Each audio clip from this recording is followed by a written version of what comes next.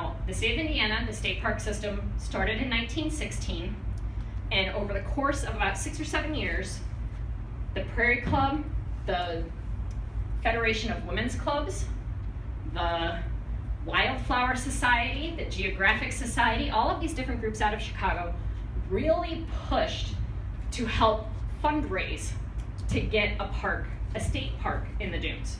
And in 1923, the Indiana State Legislature passed legislation approving the creation of the Indiana Dunes State Park.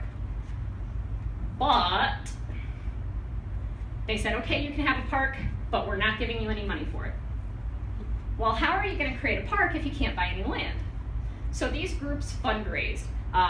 One really interesting woman named Betty Sheehan. Betty?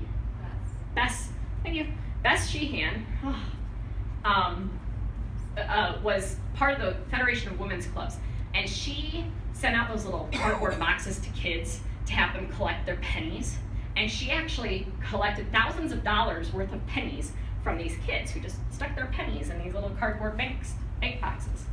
And through that fundraising, the state began purchasing land in the dunes.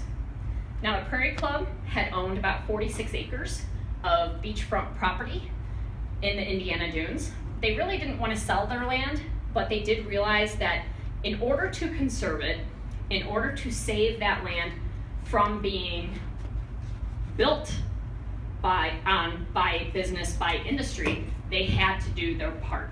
And so they also sold their 46 acres of beachfront dunes property to the state of Indiana. And if you've ever been to the state park, the beach house blowout, that's where the Prairie Club Beach House was. They ended up staying in the park through a contract with the state until 1932. And then they moved their individual beach cabins across Lake Michigan to Harbert, Michigan, where they still are today. Their beach house, their large beach house, actually stayed until 1969 when it was torn down.